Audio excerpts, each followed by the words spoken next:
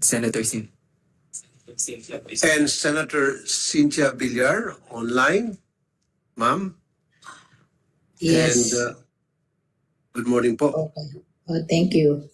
With this, I hereby declare the presence of a quorum. Padala mga dun sa ano. May we first request the Committee Secretary to state our agenda for today's hearing. ComSec. Good morning, Senators. For today's public hearing, we have 52 LTO bills, 2 of which are Senate bills, and 50 are House bills.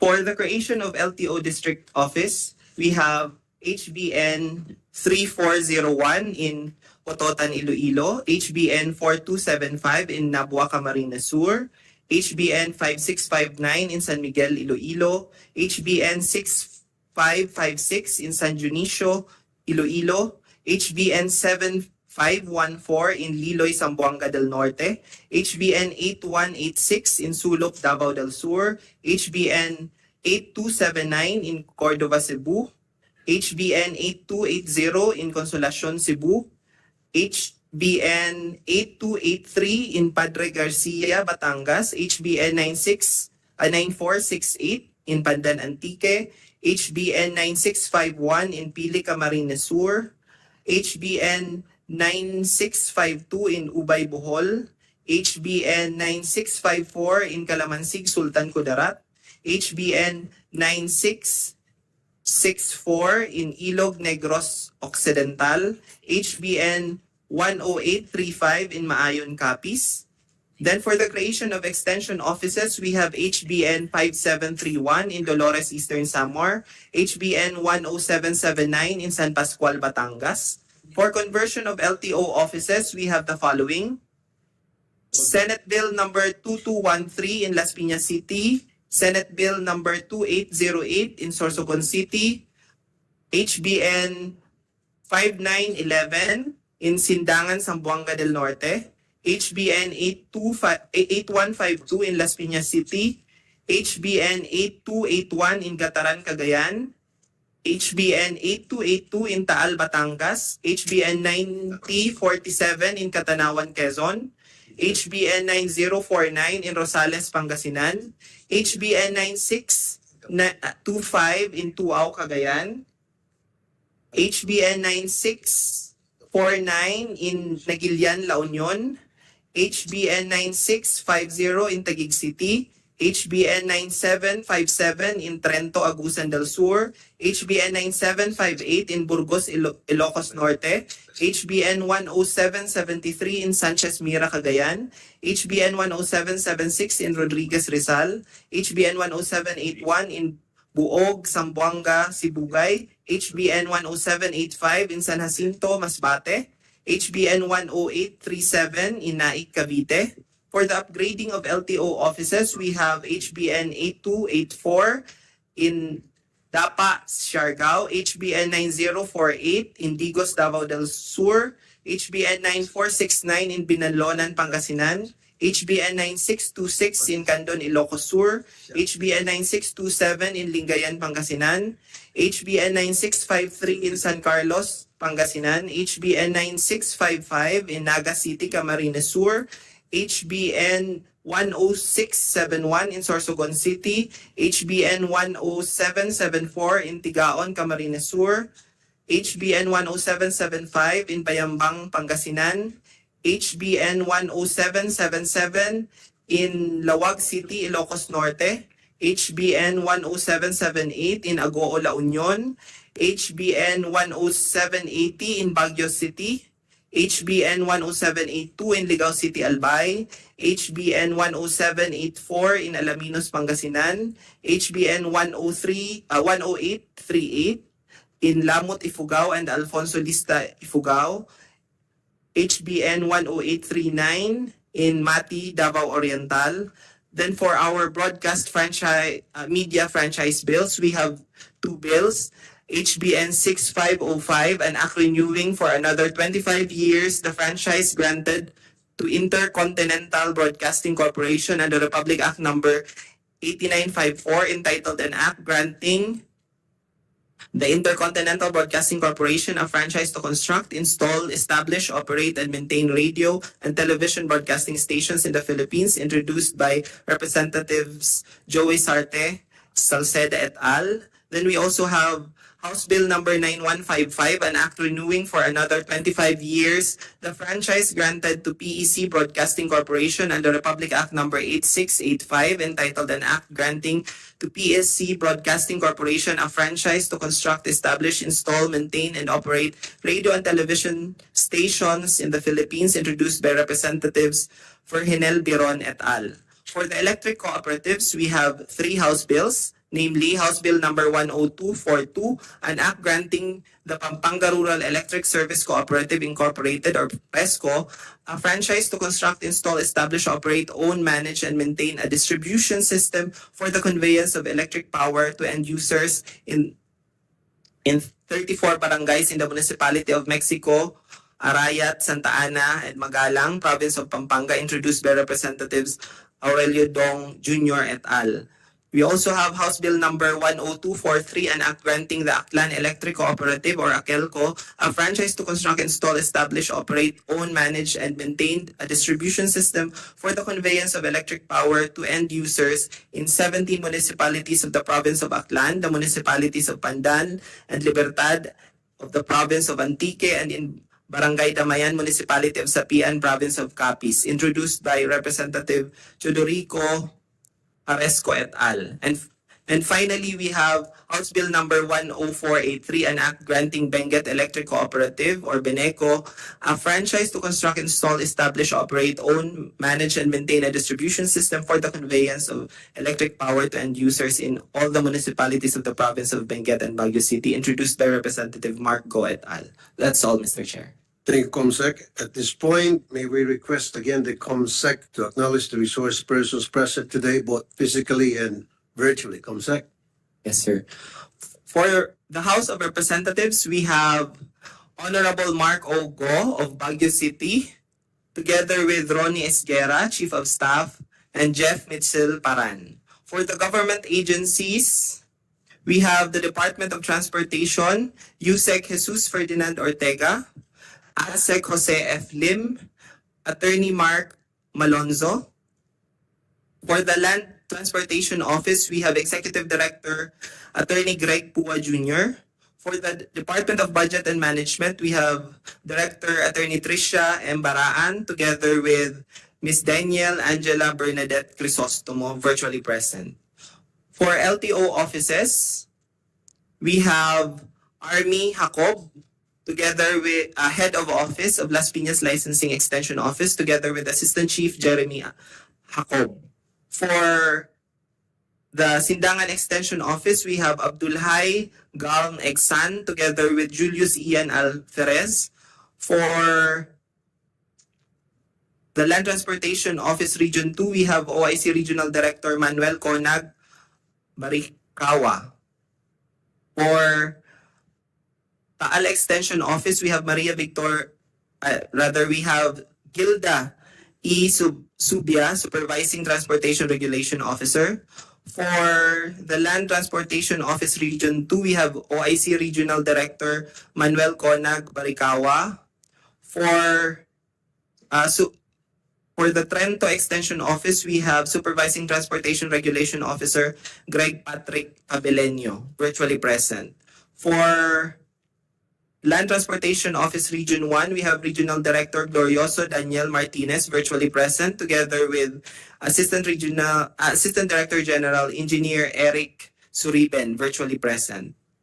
For the Land Transportation Office Region 2, we have OIC Regional Director, again, Manuel Barikawa. For the Land Transportation Office 4A, we have Elmer J. Dicena, Regional Director, together with Maria Joy C. Padua and Attorney Patrick Peter Paul de Quiros. For the EPIL District Office, we have Saila Christy Parangan, together with Emily Carla. For the LTO Regional Office 5, we have Regional Director Francisco Ranches Jr. For LTO Region Office 4A, we have Regional Director Elmer Dicena, together with Franklin Garduque Jr., Clara May Caparas, Geda, and Attorney Patrick Peter Paul Tiqueros. For Baguio City, we have Regional Director Attorney Joshua Pablito virtually present, together with Engineer Frederick Kimayong also virtually present. For Land Transportation Office Region 1, we have Glorioso Daniel Martinez, together with OIC Ira G. Sarilan. For the Regional Director of the Land Transportation Office Region 1, Glorioso Daniel Martinez, together with Assistant Director General Eric Suriben, virtually present, both virtually present. For Baguio City, we have Attorney Joshua Pablito, virtually present, together with Attorney Jose Villacorta, Royce Esbites, both virtually present. For the Las Piñas Licensing Extension Office, we have Amy Acop.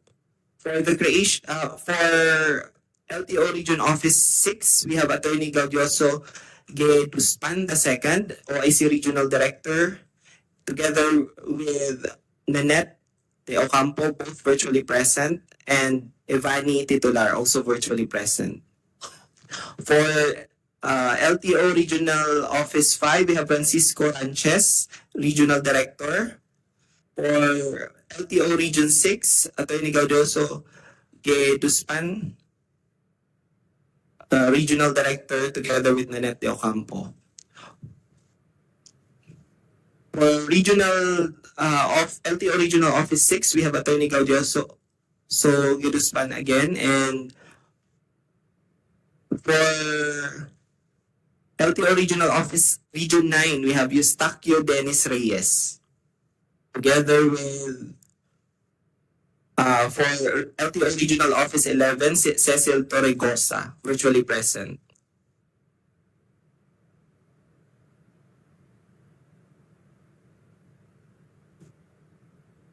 Then for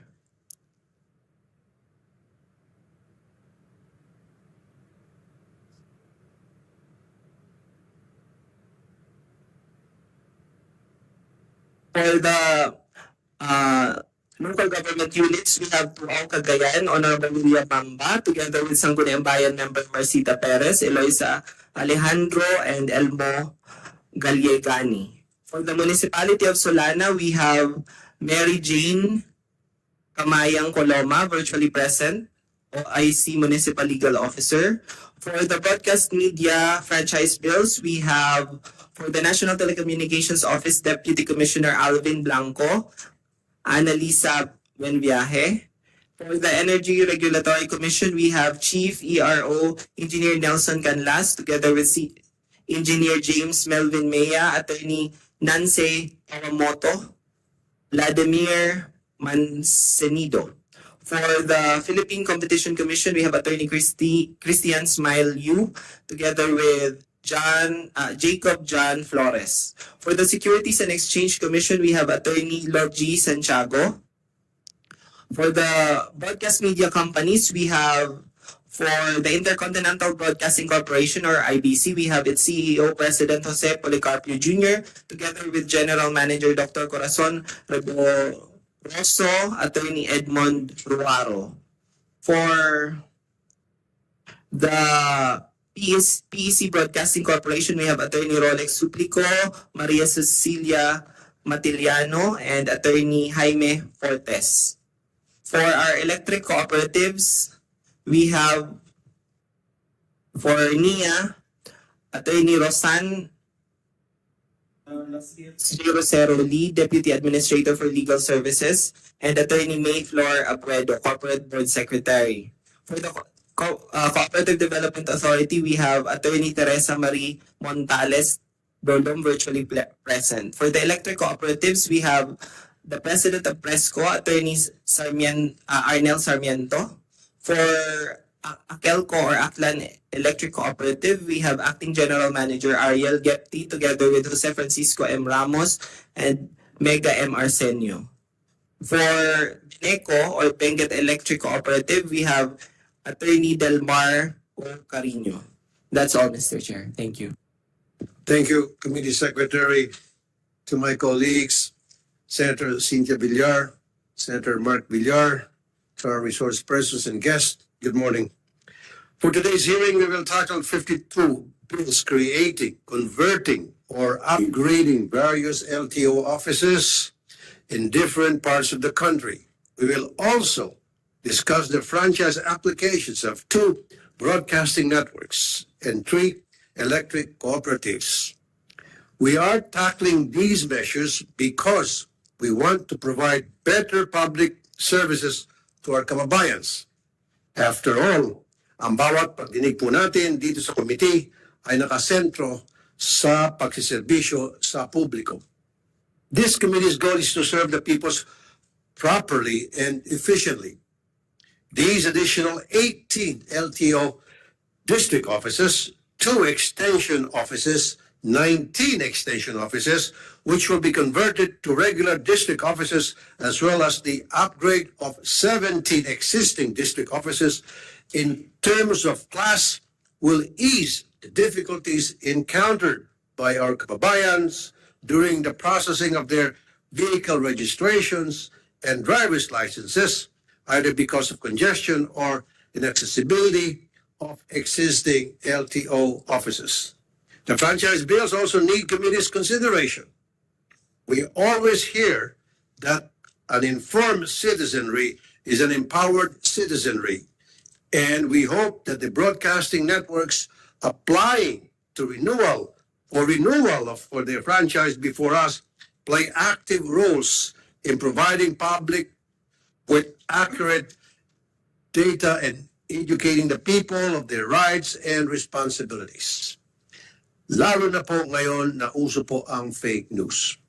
We also need to discuss franchise applications of the Aklan Electric Cooperative or Akelco, Benguet Electric Cooperative Incorporated or Beneco, and Pampanga Rural Electric Cooperative Incorporated or Presco, to address the electricity needs of the residents and commercial establishments in the respective areas.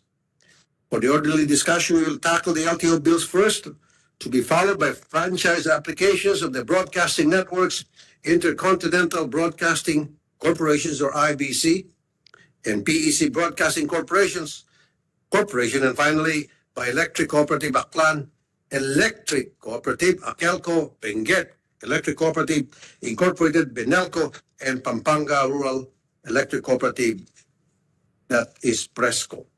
And now may I ask my fellow senators present if anyone would like to make any introductory remarks? Honorable Chair, thank you very much for allowing me to be part of our hearing today on essential public services.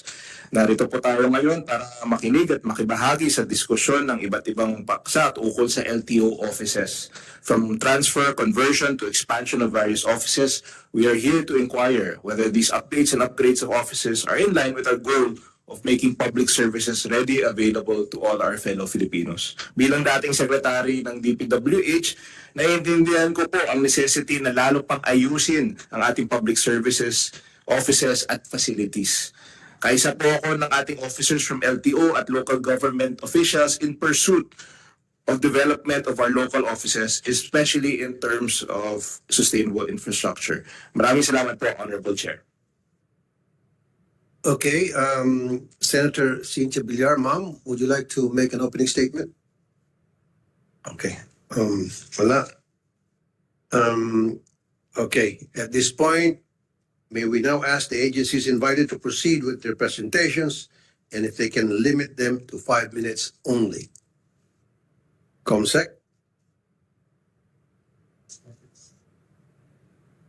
For DOTR, you have a presentation. Yeah, Yes. a statement lang po. Yeah. Right. Good morning, Your Honor. The Honorable Chairman of the Committee on Public Services, Senator Rapi Tulfo, Senator Mark Villar, and Senator Cynthia Villar, and all other attendees like Congressman Mark Go. Good morning po. To express our support for the subject measures, allow me to read part of our position paper dated 19 of September 2024. At the outset, DOTR and the Land Transportation Office respectfully support the general objectives of the subject bills, noting that the measures intend to facilitate, expedite, and improve delivery of services of the LTO in various covered areas through either of the following: conversion of LTO extension office into a regular district office, establishment of an extension office, establishment of a district office, and the conversion of LTO district offices classification. That's all for now, Chairman. Thank you, ma'am. And other resource persons who would like to make a statement? Presentation? How about the IBC, International Broadcasting Corporation? Mr. Policarpio, CEO, President of IBC, sir. Good morning, Senator Rupert, Honorable Chairman of the Committee on Public Service, Senator Mark Villar, as well as Senator Cynthia Villar. Magandang umaga po from IBC 13.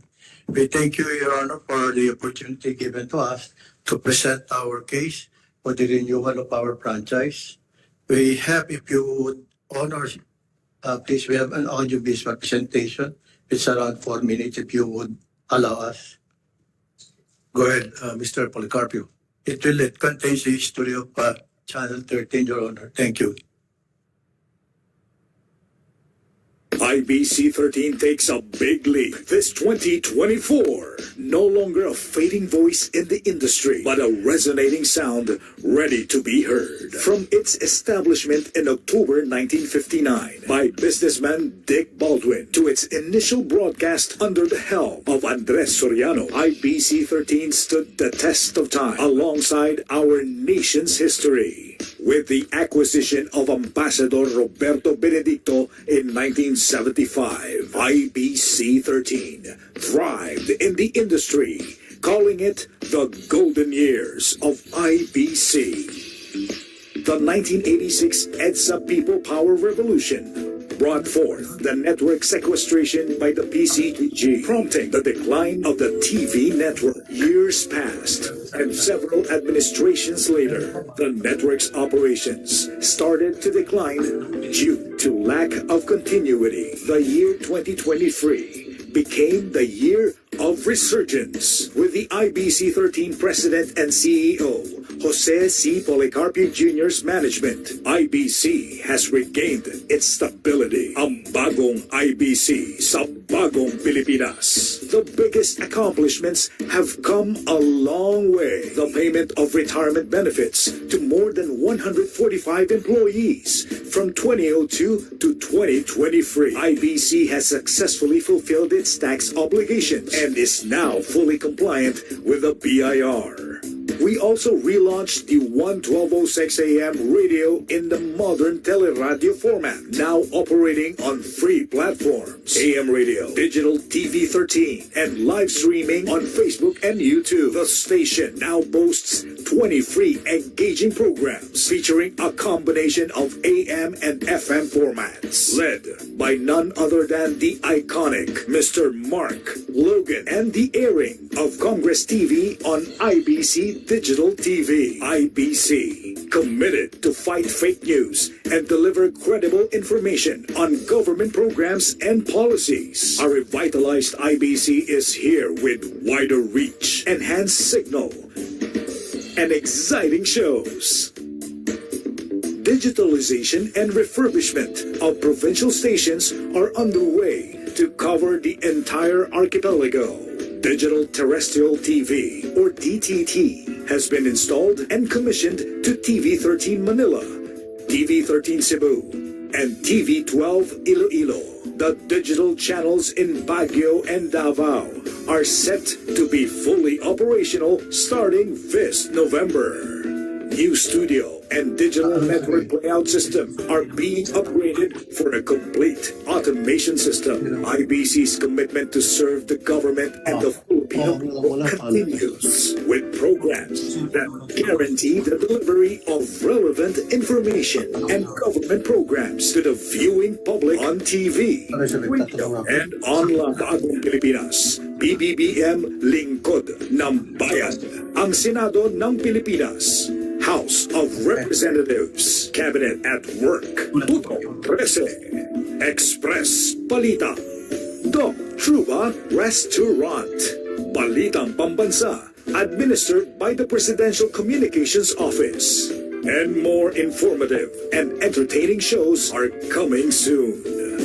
With our request for franchise renewal, IBC 13 shall continuously be an instrument of the Philippine government in disseminating credible information to the Filipino people. Okay, and next to make a presentation with us here is Attorney Rolex Suplico. And you are the counsel for PEC Broadcasting. Yes, Your Honor. And attorney, how long will that be? 20 Well, minutes? Your Honor, just 1 minute, Your Honor. 1 minute, go ahead. Chairman Rafi Tulfo, Senator Mark Villar, Congressman Mark Go, and the guests here in this hearing. Tech Broadcasting Corporation was founded in 1988. It was issued a franchise by Congress in June 25, 1998 under Republic Act 8685. Since then, it has operated 18 FM radio stations, 1 AM radio stations, and 3 TV stations. They are doing this in coordination with PISET, that's the Philippine Electronics and Communications Institute of Technology, owned by the same family, Your Honor, based in Butuan City. So they, in coordination with PISET and the Department of Education, they broadcast educational materials. Now, on August 25, 2022, and before the expiry date of House of Republic Act 8685, on June 25, 2023, Congressman Ferdinand Biron filed House Bill number 4106, calling for the extension of the franchise of PEC. We are taking up House Bill number 9155. This is the result of the filing in the lower house, Your Honor. Thank you very much, Mr. Chairman. Thank you. At this point, I'd like to ask some questions for the IBC 13. President, Yes, Your Honor. paano na po yung mga claims ng mga retirees na matagal din sila Your Honor, yung last year po, nakakuha po kami ng 500 million courtesy po ng Kongreso, ng Senado. Lahat po ng mga retirees from 1998 to 2024, up to mga marami ho yun na hindi nababayaran ang mga retirees. Kaya lahat po ng utang ng IBC 13 sa mga retirees, nabayaran po lahat yun. Ngayon po, bago po namin sila binayaran, pinapirma po namin sila ng tinatawag na quit claim. Okay. Para po protektado ang interes ng gobyerno ng Channel 13. Meron pa hong natitira na mga 6 na kaso na nasa Supreme Court. They chose to fight their way into the Supreme Court. In-explain na po namin sa kanila, pero yung pong pera para sa kanila, Set aside. po yun in trust. In-explain po namin sa kanila, it will take time. Pero meron pong matitigas ang ulo, they would rather go and, wait for the court to decide. But we believe... Sir, don't use that matitigas ng ulo. Option nila yon kung hindi muna sila mag-agree sa inyo. It doesn't mean if somebody doesn't agree with you, matigas ng ulo nila. Don't say that again, please. Yes, sir. I'm Thank sorry, I'd like to retract that. Thank you. But as I have explained to them, kung may pera ho rito, kung gusto nyo, kunin na po ninyo. Okay. Para that's Sige. ready now anytime. Sige. Now, may mga talent pa rin ba dyan o dapat lahat ay regular na? At kumusta naman yung mga sweldo ng mga cameraman natin dyan at iba pa mga empleyado? Sir, yung pong mga cameraman natin, medyo maganda ho ang sweldo. Magkano po sweldo nila? Ang mga cameraman po natin, na meron pong 18, meron pong 20. Sir, meron po kasing CBA na limited po ang hiring. Yung po, Okay na sa. So 18, that's minimum. How about their benefits? meron po silang overtime, meron po silang mga tinatawag na sick leave, meron po silang mga medical benefits. How about yung mga reporters po? Mga writers, Kasama po yun. researchers? Opo. So, you're giving me the assurance na wala mag-sweldo dyan sa IBC 13 na below minimum. Lahat Lahat ay ay may kasi po, benefits. Dala sir, lahat ay may benefits. wala po, lahat po Kompleto. binibigyan namin. Health insurance, lahat. Opo. Okay, good. Now, ano po yung plano ninyo para mapalawak yung viewership? Sa ngayon po kasi, paminsan-minsan napapanood ko yung TV13. Pero, let's accept the fact na hindi ganun kalawak yung viewership. So how can you compete with other TV stations para tumaas-taas naman yung mga nanonood sa inyo yung bilang? Admittedly po, medyo na mababa po kami. Ang ginagawa ko po from last year, na dinidigital po namin para malakas po ang coverage. Okay. Lahat until the next year, meron po kami 10 TV station eh. 7 lang po yung nag-ooperate, kaya bubuksan po namin yung iba, kaya meron po kami digital. Your Honor, maganda po ang geographical location ng mga antena ng kanilang mga frequency. Ang kailangan lang ho mabuhay. Kaya pag nabuhay ho yun, gaganda ho kami ang aming coverage. Okay, thank you. Thank you, Mr. Policarpio. Dito naman sa EC Broadcasting, through Attorney Rolex Suplico. Yes, Your Honor. Tulad ng mga tanong ko sa IBC, kumusta naman po yung mga empleyado ninyo? Your Honor, we are paying our employees in accordance with the law, Your Honor. And we are not facing any claims before the National Labor Relations Commission or before DOLE or even in the regular courts, Your Honor. So, kumpleto naman po sa benefits ang mga empleyado po Yes, ninyo? Your Honor. Okay. At wala akong nakitang issue or derogatory record against your broadcasting network, and congratulations. Thank you, Your Honor. Keep it up. Thank you. So, if there's no more concerns regarding the franchise applications of IBC and PEC, unless Senator Mark or Senator Cynthia would like to say something, then I would like to refer to a technical working group. So it's good as approved. Congratulations po. So pwede na okay. Thank you, Your Honor. Okay na po. Dismiss na po kayong dalawa. Wala na kayong problema. Okay. Salamat po. Sir, if po, additionally po. Okay ka na nga. Salita ka pa. Hindi gusto lang ko malaman nyo na 65% po na aming programa related to government programs. Very Number 1 ho ang aming campaign to combat fake news. Yes, As a sir. matter of fact, ang reach ho namin yan around. Meron kayong Congress TV, which is a good program, ha? Napapanood ka. Salamat po. Okay. Thank you. Maraming salamat po. Yes, sir. Yes, sir. Senator Villar, thank you. Mr. Your Honor. Ayon. And now naman, itong electric cooperatives, Aklan Electric Cooperatives, the AKELCO, would you like to make a statement, sir? Gagawa lang po kami, Your Honor, ng manifestation. Meron kasi kaming PowerPoint presentation kasi medyo mahaba. Mahaba po. Ay, huwag niyo pong pahabain. Puputulin natin. Kaya nga po, gagawa na lang po ako ng brief manifestation po. Ganito lang po gagawin. I-submit niyo na po sa committee namin. Yung USB po, pwede po. Opo. Kaysa naman present tayo, abutin tayo ng siyam-siyam. Bumabagyo pa man din. Sunod naman, yung Benguet Electric Cooperative, pag mahaba, submit na lang kayo ng position paper niyo. Mahaba, maiksi. Yung Beneco. Wala. Okay. Si Congressman Mark, go. Yes, thank Meron you. po kayong gustong ibigay na statement? Yes, I would like to present two bills actually, Mr. Chair, if that Yes, is permitted.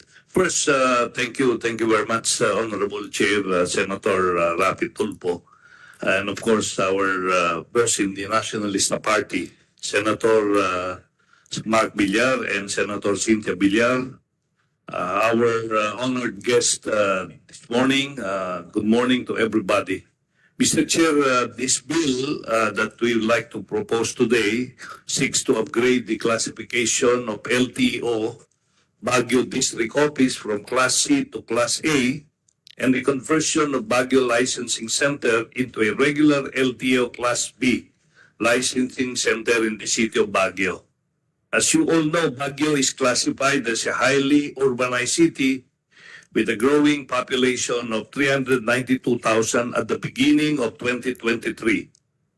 With the growing trade and business therein and its nearby municipalities, it is most fitting that the public has easy access to basic government services, including access to LTO services in securing vehicle registrations, processing of driver's license and permits, and other concerns on land transportation.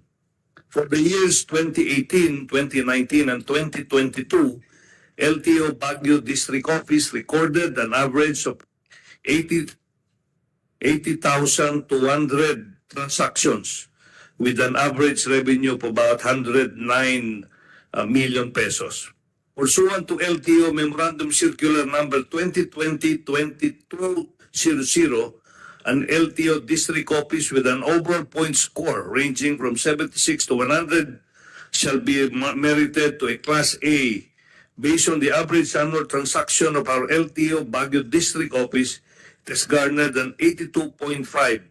Hence, its classification should be upgraded from Class C to Class A.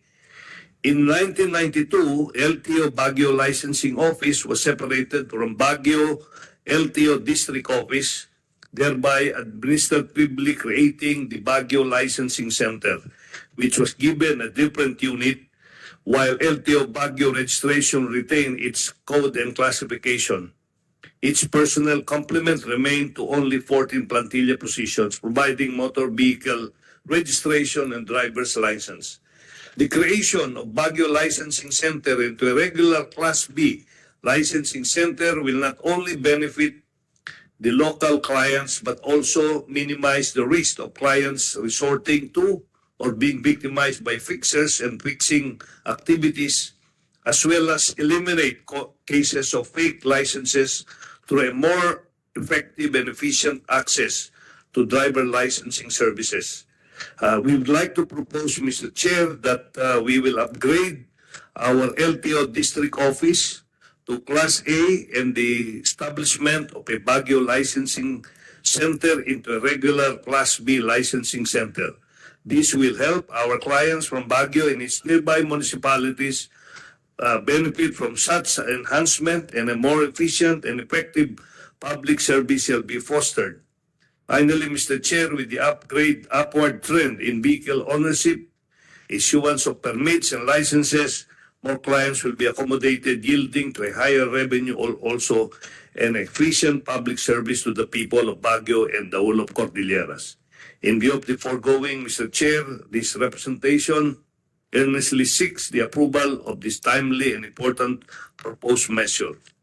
That is for the LTO reclassification. In the case of Benguet Electric Cooperative, Mr. Chair, we would like to seek this body to grant a legislative franchise to the Benguet Electric Cooperative to construct, install, establish, operate, own, manage, and maintain a distribution system for the conveyance of electric power to the end users in all the municipalities of the province of Benguet and Baguio City pursuant to Section 27 of Republic Act 9136, others known as the EPIRA Law. Bineco was organized and registered on October 5, 1973 as an unstuck, non-profit, service-oriented entity and was granted by the National Electrification Commission on March 20, 1978, the sole franchise to operate an electric, light, and power service in the city of Baguio and the whole of province of Benguet. The franchise area of Benguet Electric Cooperative comprises the 13 towns of Benguet province and the city of Baguio. In 2019, Bineco conducted the referendum for the conversion of the electric cooperative to stock cooperative under the Cooperative Development Authority or CDA. The CDA granted its certificate of registration on November 11, 2020. Bineco's vision is to be a world-class and globally competitive electric cooperative that is self-sufficient in renewable energy and provider of quality service to empowered member consumer owners. Mr. Chair, Bineco is considered as a mega-large electric cooperative. Its sales ranges from 35 million to 40 million kilowatt hours per month and it serves 216,440 accounts as of 2021. It is included in the list of electric cooperatives with 90 to 100% level of energization as shown in the 2019 performance assessment of NEA. It has been a consistent recipient of various awards, citations, and commendations from NEA, PhilReca, and other agencies. On July 20, 2023, NEA issued its certification for Bineco as a Category AA based on its 2022 overall performance assessment. Being a Category AA, Bineco obtained a 92% score and is officially considered as a cooperative in very good standing. Mr. Chair, granting a legislative franchise to Bineco will ensure the continuous supply and delivery of affordable, efficient, and safe electric power to the people of Baguio City and Benguet. Hence, this representation seeks the approval of this proposed measure. Again, thank you very much, Mr. Chair, and good morning. Thank you very much, Congressman Mark Go, Baguio City Lone District Representative, sir. I saw someone was raising his hand a while ago. I think that was Attorney Carino of Bineco. Andiyan ba si Attorney Carino? Wala na? Nandyan po, sir. Okay. We are here, Your Honor. Virtually or physically? Virtually po, sir. Ay, tama. Sige, go ahead. Yeah, good morning, Senators. In support of the statement of Representative Mark Go, Bineco's family and its member consumer owners are really fervently praying for the renewal of its franchise. As of 2023, the latest rating by the NEA, Bineco is already recaptured its lofty standing as a AAA electric cooperative. We believe that the renewal is timely, sir, because we believe we have fulfilled the mandate of our franchise.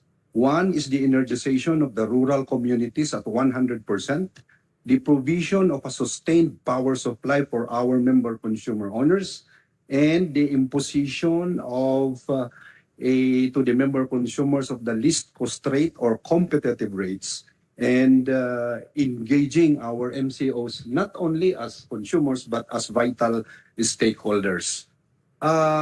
Way forward, Your Honor, we really pray for 6 matters on the table. Is the franchise renewal of Bineco so that we can continue our passionate and dedicated service to our member consumers. Number 2, we are in the thick of an aggregation of 18 electric cooperatives in the country to a procurement for a long-term power supply contract that will guarantee us the availability of power supply in the next 15 years. The third one is we are in the thick also of continuing to enhance our renewable energy projects. At the moment, we have a 3.4 mini hydro facility in Bugyas, Benguet, and we are looking at partnership with indigenous peoples in the municipality of Cabayan for a 20 megawatt possible project. Sir, gaano katagal pa po yan? Just 2 sentences, sir. 2 sentences na lang. Completion of smart grid system, electrification of emerging sitios, and the continuous improvement of our operations. Sir. Good morning. Thank you. Dalawang tanong lang po. And then siguro kung meron gusto itanong si Senator Mark Villar or Senator Cynthia. Nag-take over po kayo, di ba? So, kayo na po yung mga bagong board. Ano po yung nakita niyo mga anomalya o katuwalian ng previous boards na pinalitan ninyo? Kung meron man. Sir. Can you hear me po? The NEA took over and positioned a task force for our board of directors in January 2023 based on the administrative decision that was issued by NEA. Sir, just answer my question po. Ano po, kung meron man, ano po yung makatiwalian, anomalya na inyo pong na-discovery na ginawa ng previous mga members ng board? Yun lang po yung tanong ko lang. Kung meron, kung wala. Wala naman pong anomalya as is, sir. It's just a matter of disallowances po na Okay. Sige natanggap po, nila. Nea? And Nea? Nandito ba yung Nea? Okay, Nea, don't worry sir, wala kayong problema sa akin. Yung previous meron, kasi nareklamo sa akin yan noon eh. I remember. So, Nea, ano yung mga katiwalian na na-discovery po ninyo sa Bineco from the previous board directors? Yes, good morning, Mr. Chair. Good morning, Senator Mark Villar and Senator Cynthia Villar. The NEA, after having conducted an audit, has removed the previous members of the board of Beneco on the basis of findings of that said members of the board have unduly received benefits and allowances, availed of and mismanaged substantial loans to the detriment of Beneco, as well as amended the terms of payment for several of its service providers without the required approval of NEA, among others that have been the subject of an administrative committee case and has led to the dismissal of the previous members of the board of Very good, directors. very good. Now, a Typhoon Christine will make landfall in Baguio. It will be a direct hit in 10 hours, meaning dinner time. Ready ho ba ang Bineco?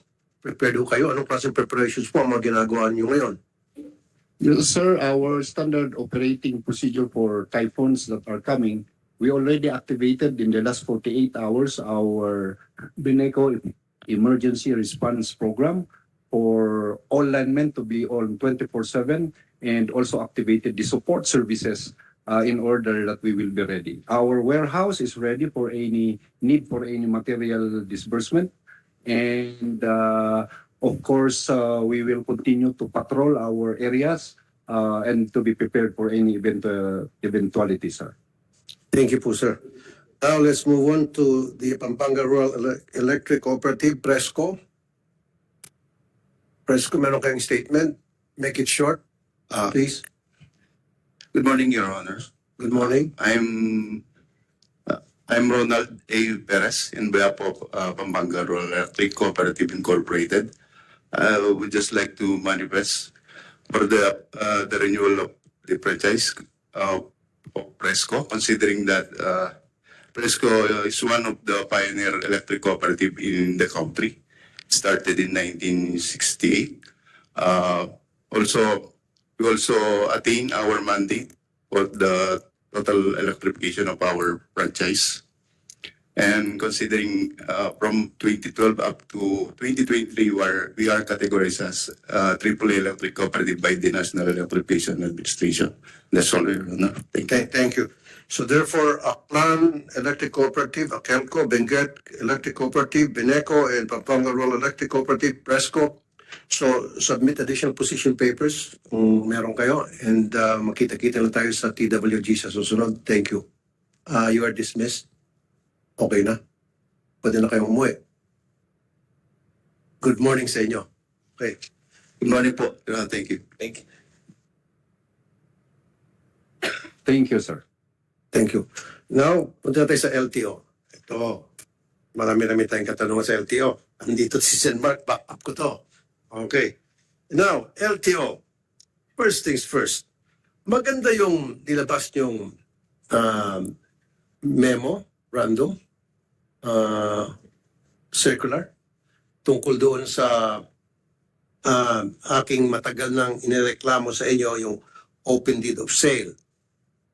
So sa pinalabas niyo yung memorandum, ni-require niyo na po ang lahat ng mga seller ng mga sasakyan to inform LTO within a certain period of time.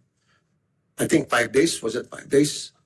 And failure to do so, may fine na 20,000 pesos ata. Medyo nabulabog ako doon kasi ako nakapagbenta rin ako ng mga sasakyan na at hindi ko na-impormahan yung LTO na naibenta ko ng sasakyan yun. Kasi wala namang ganun patakaran noon. So paano to?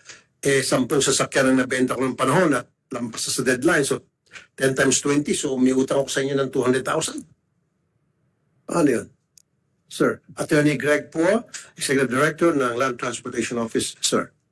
Magandang umaga po, Mr. Chair. Mr. Chair, Yung mga bentahan po na nangyari before the effectivity of the administrative order, it should be reported to the LTO per the said AO po, it should be reported to the LTO within 5 days from effectivity of the administrative order. However, with the concerns po na nakarating po sa opisina po namin, Mr. Chair, we are reviewing that transitory provision regarding the application of the administrative order to the previous transactions happened po.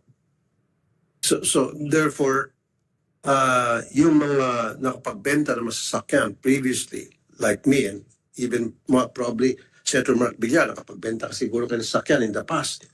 And na-report niyo ba yun sa LTO na kayo yung nagbenta ng sasakyan? Matagal na yun. Meron kang multa. Matagal na yun. So siguro ako Retroactive. concerned din ako katulad mo dahil siyempre dami nakabenta dati. So siguro kailangan i-clarify yung So kailangan provision. pagpalabas mo kayo ng bagong memorandum circular kasi medyo nakakalito po yun. At maraming natatakot kasama na ako doon. So dapat well-defined kung ano yung sistema na pwedeng mailatag ng sa gayon hindi matatalanta yung mga tao at acceptable.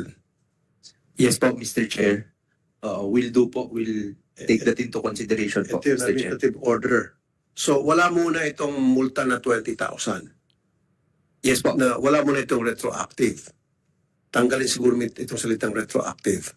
Kasi kung retroactive, pati ako, manggagalaiti ako. Sabi ko, yung kapalpakan ninyo, akong magsasuffer. Sana, noon pa lang naisip niyo na yon, nasabihan niyo kami, then hindi na ako magbumulta ngayon. So, dapat baguhin niyo po ito at i-clarify niyo. And dapat yung information dissemination properly disseminated talaga. Hindi lang yung sa isang dyaryo na ipopost ninyo at hindi pa siguro masyado kilalang dyaryo. Dapat national circulation sa TV, radio, social media, etc. para malaman ng lahat. Opo, Mr. Chair. Okay. So wala muna itong memorandum order AOVOM-2024-046 kasi nakakalito po ito. Am I right? Yes po, Mr. Chair. As regards to those previous transactions po. Thank you. And yung isa pang gusto ko mangyari, each time na magre-register ang isang owner ng isang sasakyan, he or she must present himself or herself sa LTO physically at magpapakita ng mga identification to ensure or to assure the LTO na siya ngayon talaga ang nagpaparegister. Kasi before, hindi po kailangan anybody can register a vehicle through a fixer or through someone. So ang gusto ko mangyari from now on, kapag nag-rehistro ang isang tao ng kanyang sasakyan, even though if it's Rafi Tulfo, nakalagay doon, Rafi Tulfo, si Rafi Tulfo dapat pupunta sa LTO at sasabihin, Sir, ako po ay mag-renew ng aking registration ng aking sasakyan at ako po si Rafi Tulfo, ito po yung aking passport, ito po ang aking ID. Clear po tayo dyan. Yan po ang gusto ko maging patakaran from now on. We'll consider, yes, Mr. Chair. We'll study po that policy. And then we'll issue the necessary guidelines. At wala na po yung open deed of sale, ano po?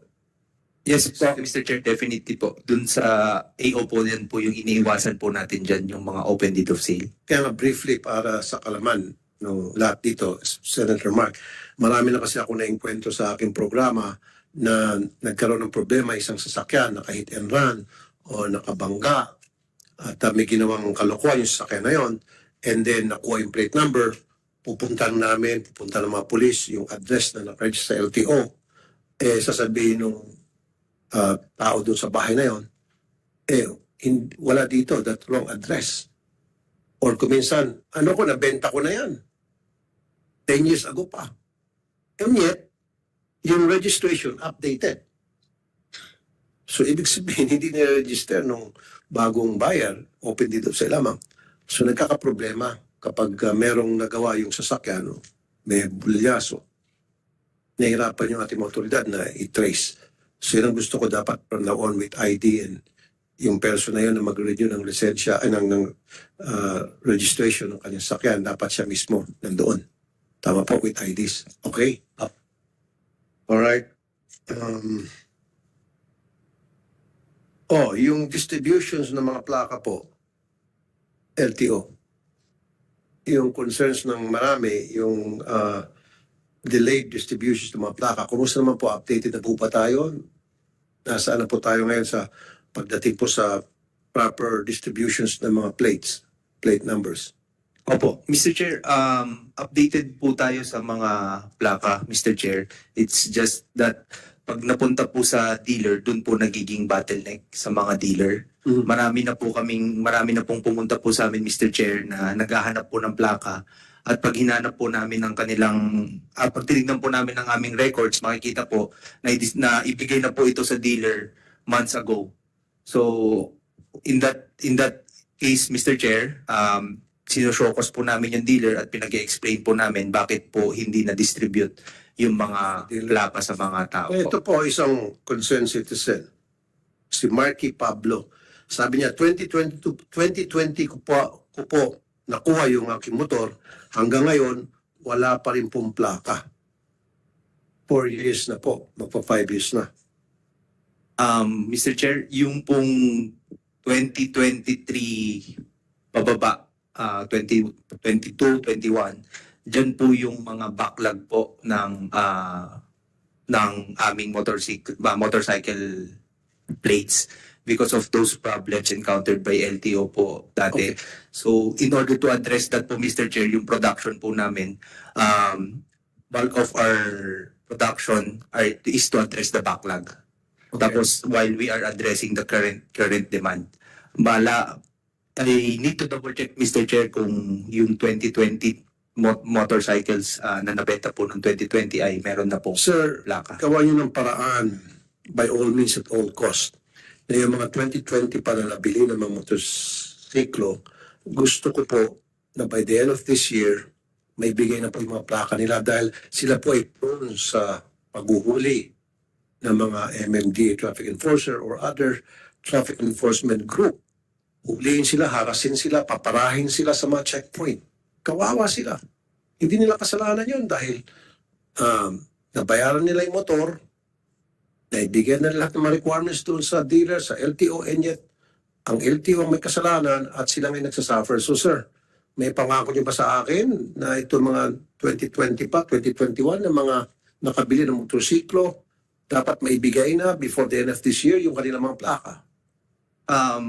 Yes, Mr. Chair, actually po ang commitment po sa Presidente is to finish all the backlogs, motorcycle or motor vehicle backlogs plates by June 2025. But June pa. we will Okay. consider po itong 2020 na motorcycles po, Mr. Chair. So, June 20. Kasi alam niyo po, Attorney Greg, kung napapansin mo yung pila-pila ng mga motor, kahit sa mga syudad, sa mga probinsya,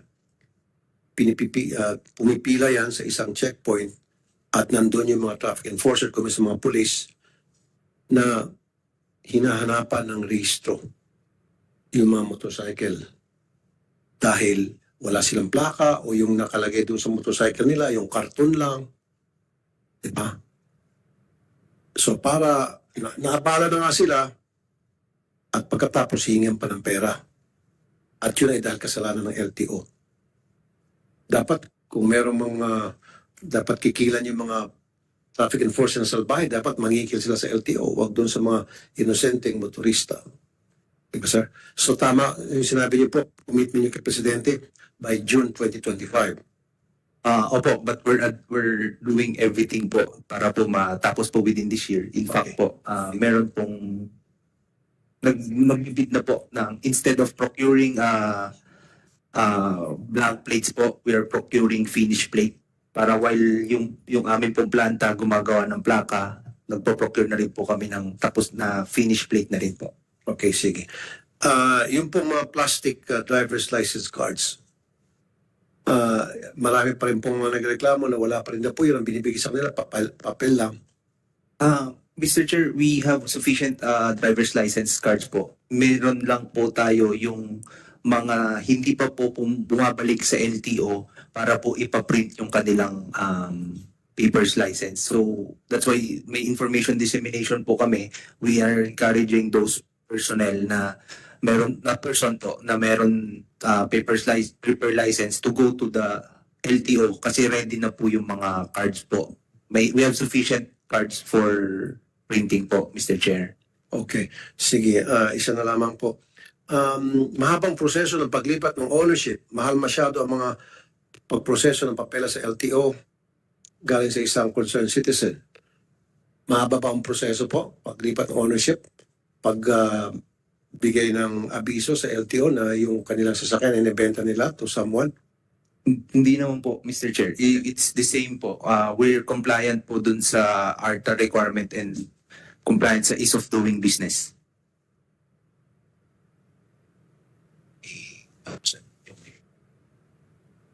Okay. Let's proceed. Dito naman sa sa conflict, Mayor Mamba and Congressman Lara. Andito pa si Mayor Mamba and Congressman Lara para magsabong na silang dalawa. No. Mayor Mamba lang po. I'm just trying to perk you up, everybody, kasi mukhang dry ngayon dahil may bagyo, umuulan. So anyway, I would want to first address the issue regarding the HP 9625. Mayor Mamba has manifested to the committee that he has a presentation. Mayor Mamba, sir? Yes, Your Honor, meron po. Go ahead po, ma'am, sir.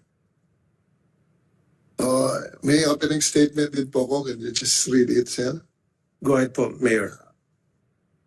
To the Honorable Chairperson of the Committee on Public Services, Senator Raffy Tulfo, to Deputy Speaker, Senator Mark Villar, Deputy Majority Leader, Senator Mark Villar, and to Madam Senator Cynthia Villar, and to all the other members of the August Chamber, my fellow workers in the government, good morning po.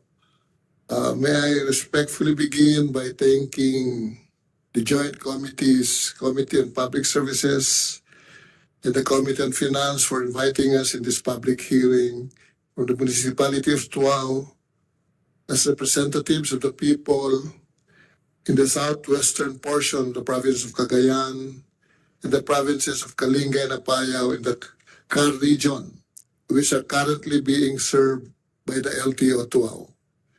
Indeed, our presence here today to shed light and bring to this august body the voices of our people with regard to the conversion of the LTO Tuao from an extension office into a regular district office and their plight on its proposed transfer to Solana is of urgent concern. The LTO in Tuao is an essential service provider in our region, as well as in some parts of the Cordillera Administrative Region. It has facilitated driver's license applications, vehicle registrations, and other critical transactions for decades since its establishment. Tuao is located in the 3rd District of Cagayan and is geographically closer to the 2nd District and some municipalities in the Car region. Its strategic and convenient location along a national highway has allowed residents from the municipalities of Tuao, Rizal, Piat, Santo Niño, western parts of the municipalities of Amulong, Solana, and Alcala and Cagayan, the municipalities of Pinokpok and Rizal in Kalinga, the municipalities of Coner and Cabugao in Apayao, to conveniently access its services. The LTO Tuao is an extension office created through an administrative fiat during the incumbency of former Congressman Francisco K. Mamba in 1992 to 1995, who wrote a letter to former President Fidel Ramos requesting for its creation, as well as the creation of a National Bureau of Investigation sub-office as the NBI at that time was located in Ilagan, Isabela. Such requests were approved, hence the LTO was constructed on the lot. Mayor, excuse me, mahaba pa po ba yan? Mga isang oras pa po. Dali lang, sir. So, Mayor, may gusto itanong ata si Senator Mark Villar. Okay po, okay po. Opo, Senator Mark? maraming salamat, Chairman. At una po, at least natutuwa naman po ako at nabigyan po si Mayor Mamba ng pagkakataon para at least i-express nila kung may mga concerns nila sa paglipat ng LTO office. Sangayon naman ako sa pag-upgrade. Maging regular office yung LTO office. May concern lang po ako sa paglipat dahil alam ko matagal na po ang existence ng office ngayon at marami na silang, katulad ng sinabi po ni Mayor Mamba, marami na pong areas na sinaservice, hindi lang po sa Cagayan, pati po sa car region. Kaya gumastos ng gobyerno para sa pagtatayo ng office. Gusto ko lang malaman ba't kailangan pang ilipat at nagkaroon po ba ng study para sa paglipat ng LTO office? Ano po ang basis ng paglipat at ba't kailangan, since knowing that gumastos na po ang gobyerno sa existing office? Ba't kailangan pa? Yung iba po dito sa proposal is only upgrading. Ito lang yung ito lang yung version na may kasamang paglipat ng LTO office. So, syempre, may cost din yan. May cost din yung paglipat. So ano pong justification para sa paglipat ng Sinong gustong sumagot? Would like to answer the question of Senator Mark Villar? Anybody, Mayor? Would you like to answer that? Or anybody from the LTO? Mayor?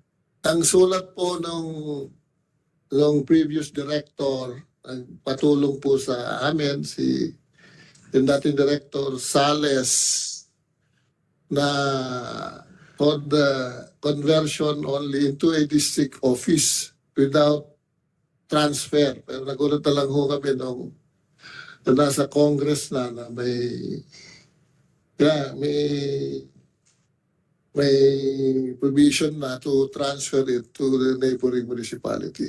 Yan lang naman po yung Opo, wala naman po akong problema kung magtatayo ng office sa ibang lugar, ng satellite office o ng office.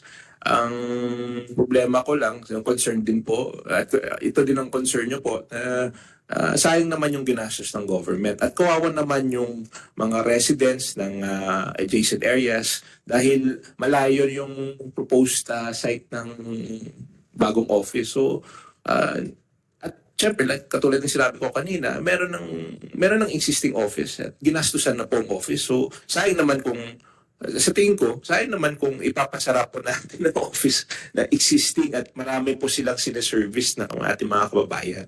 So, is there anyone who can give a justification for this? Meron bang feasibility study sa paglipat? May reason ba para sayangin yung pondo ng gobyerno dahil may existing structure already? Anybody would like to answer that question of Senator Mark? Okay. Mr. Manuel, sir, can you identify yourself? I can't see your name plate.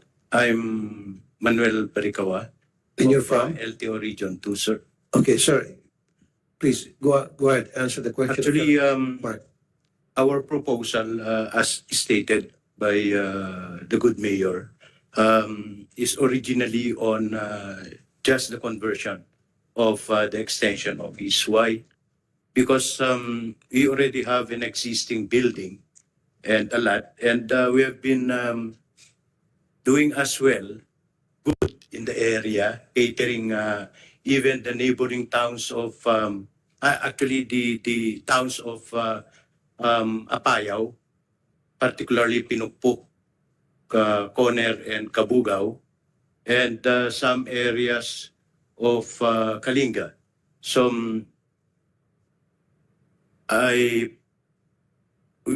Your Honor, Mr. Che, I differ to the good wisdom of the committee, the decision as to whether or not transfer will be adopted.